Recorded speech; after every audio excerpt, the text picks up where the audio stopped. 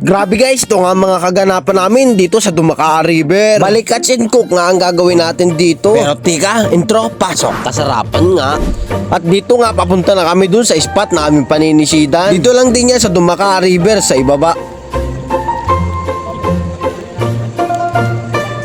At pagdating nga namin dito sa spot at nagdikdik agad si Joey Boy ng ipil-ipil na pamuna sa kanyang antipara para luminaw na. At habang naglalakad nga kami, nakahuli nga pala yung aming kasama. Abay, kasarapan ng laki good size, tamang-tama pang ihawin mamaya. At kasama nga pala natin si Kuya Maps, ang kilalang content creator dini sa Tayabas. At pagkatapos nga nila Joey Boy mag-ready ng kanilang mga pana, ay ito sumisid agad sila. Madami-dami nga din pala tayong kasama. Mga taga rito lang din to sa amin, mga batikan na panini. Magagaling talaga ito mga to. At shoutout nga pala kay Adrian Kahilig from Romblon. Nagpipishing din siya guys at napakagaling din mamana. At sa part na to medyo kapapa nga si Kuya Maps kung maglakad dito sa batuhan. Ilang beses din siya nadulas, di ko lang nabidyohan. At maya nga lang ay nakahuli agad itong aming kasama. Kasarapan tilapia at good size, malapad talaga ito. Shoutout nga pala kay Wilson Abuel from Lokban, Quezon. Maraming salamat sa iyong support idol. Mag-iingat ka palagi. Wala pa no.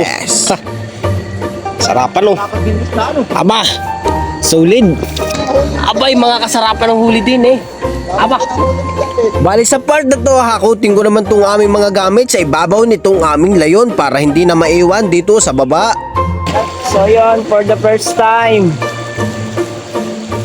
medyo lang pa ako. At sumunod nga nakahuli naman si Joey Boy dito ng kasarapan ay talagang kalaparan na aray. Ay good size naman ay. Ops, shoutout muna tayo. Shoutout nga pala kay Joey Mar Padolina from San Francisco, Quezon. Maraming salamat idol sa iyong suporta. God bless. Ingat ka palagi. At nakahuli nga pala kami dito ng biya o palo kung tawagin dito sa amin. Ay talaga namang napakalaki ay madalang ari. Yarong bisa ni Ray, pagluto mo ay pakaltong o kaya sinigang ay laban na, talagang talpog ang bahaw. Hindi pa nga kami nagtatagal manisid, abay nilalamig na itong aming kasama. Ay grabe man, napakalamig naman talaga ay. Pero sa pagsisid niya uli ay nakahuli naman ng dalag. Ay kasarapan ng laki, good size. Ang sumunod naman na nakahuli dyan si Joey Boy, nakahuli din siya ng dalag. Ay kasarapan na naman, good size din. Ay sarap na rin adobo sa gata. Ay may luya-luya, may sili. Ay swabe nga. Kasunod naman ay nakahuli na naman siya ng tilapia. Kasarapan din ng size. Sumunod naman na nakahuli dyan na itong kasama namin, kasarapan din ay yan nung swabe na ray. Sa part na to, dahil matuma lang kami nauhuli, nagistoryahan muna kami ni Kuya Maps. So parang masasabi mo sa unang sama mo dito sa amin? Masasabi ko lang ay parang gusto kong umulit na ayaw ay. Nadulas na ako sa bato basang-basa Basang-basa.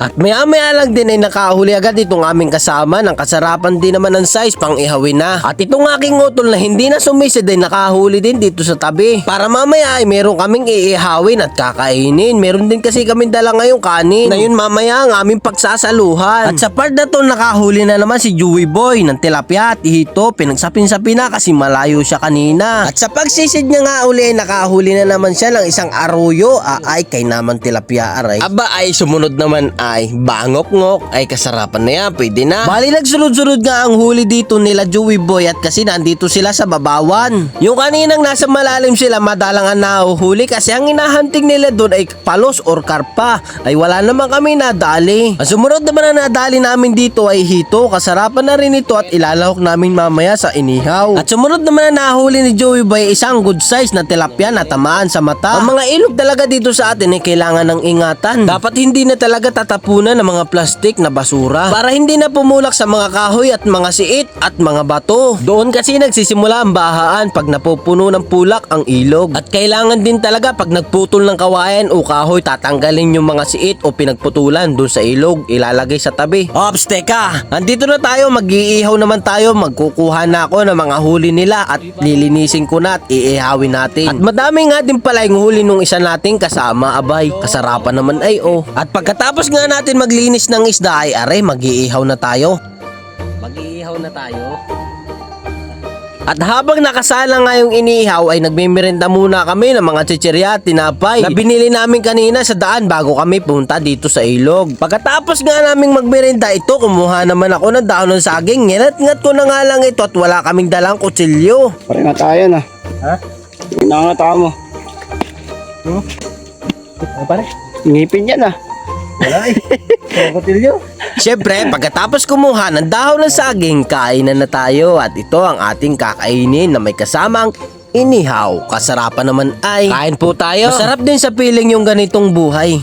Yung mangingisda kayo, tas pagkatapos magluluto kayo sa tabi ng ilog at kakain. Ito yung masarap na alaala bilang probinsyahin. Kapag tumanda ka na, ito na yung mamimiss mo at alaala na lang yung matatanging magagawa mo. Ikaw, naranasan mo din ba ang ganitong buhay? Paki-comment naman dyan sa baba at palagay na rin kung tagasan ka para alam ko kung saan nakarating tong video namin. Maraming salamat nga pala sa panunood mo. Abot dito na lang yung aming video.